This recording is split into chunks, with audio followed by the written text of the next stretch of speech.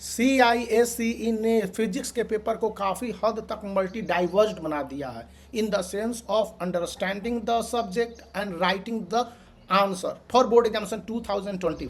मैं 2024 इसलिए कर रहा हूँ कि 2025 में वही इनैक्टमेंट को कई सारे चेंजेज के साथ लागू किए गए, जिनको मैं पॉइंट वाइज आज बताने वाला हूँ।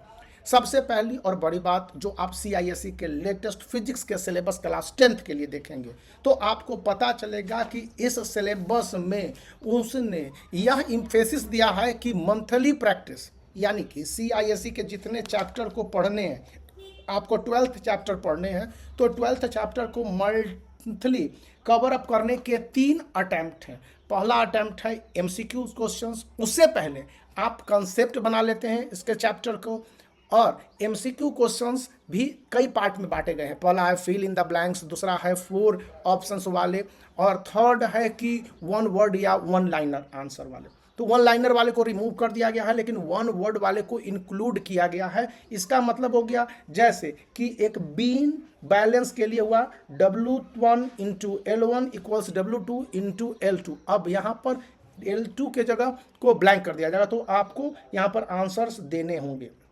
या फिर सेंटर ऑफ ग्रेविटी किसको कहते हैं, what is centre of gravity, या 1 लाइनर होना चाहिए था, लेकिन आपको 1 लाइनर नहीं देगा, आपको देगा point on a rigid body at which dash weight it assume to act upon और एक्ट। तो वहाँ पर आपका ब्लैंक्स है, तो 1 वर्ड को चुनाव करना है, और यहाँ पर आपको इंटायर दे देगा, हाफ दे देगा, या 1/4 दे देगा, और या 1/2 दे देगा। तो इस तरह के क्वेश्चंस को इंक्लूड CISE खुद अपने जो सिलेबस के साथ सैंपल पेपर में शामिल किया हुआ है। तो ये बात हो गई। अब मंथली आपको चार्ट बनाने के लिए सभी स्कूलों को यह कहा गया है कि मंथली प्रैक्टिस करने होंगे, और अगर मंथली प्रैक्टिस अगर स्टूडेंट नहीं करते हैं तो फिजिक्स जैसा सब्जेक्ट है, इस पर पकड़ बनाना यानी कि आपको समझ पाना बड़ा ही मुश्किल है। यहाँ पर तीसरी बात बताई गई है कि फिगर बेस्ड क्वेश्चंस में आपको एक जो कोई भी क्वेश्चंस दे दिया जाए तो उसको आप एक एडजेसेंट फिगर के थ्रू इसके न्यूमेरिकल्स को भी बना सकते हैं। मान लिया जाए कि एक दे देगा क्वेश्चन, सपोज करने के लिए हमारे पास समझाने के लिए आया, कल स्कूल में आपको बता रहा हूँ कि a wheel of diameter 1.6 metre is shown in the figure with axle at O and A, force F equals 4 Newton applied at B in which direction shown in the figure। और आपके पास एक figure circle का दे दिया गया और सारे direction को show किए गए। तो अब आपको कैलकुलेट करना है सेंटर एंड पॉइंट। तो इन बातों को ध्यान रखने हैं कि किस तरह से ये होंगे। फिर आप जो देखते हैं कंसेप्ट, एक चैप्टर को पढ़ने के बाद स्टूडेंट ने कंसेप्ट क्या बनाए, जैसे वर्क, पावर और एनर्जी एक चैप्टर है, तो इसको पढ़ने के बाद स्टूडेंट को कम से कम 5 या 10, जो साधारण स्टूडेंट उनके लिए 15 कंसेप्ट भी बन सकते हैं, लेकिन एक कंसेप्ट उसके बने हैं कि नहीं बने हैं। अब इनके बाद जो शॉर्ट टाइप आंसर वाले क्वेश्चन है, जो कि 1 लाइनर भी हो सकते हैं या फिर एक एक्सप्लेनेशन वाले क्वेश्चन आंसर भी हो सकते हैं।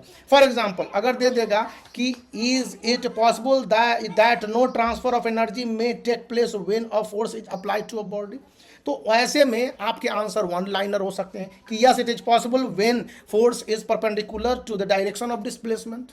ध्यान रखने वाली बात है, जो CISE का एक मॉड्यूल रहा है कि किस तरह से स्टूडेंट को मैक्सिमम मार्क्स अचीव करें। मैं नहीं कह रहा हूं कि 95% मार्क्स, 97% मार्क्स या 100% मार्क्स लाने हैं। CISE का फोर्स और फोकस दोनों है, किस तरह से 100% मार्क्स सभी स्टूडेंट लाएं।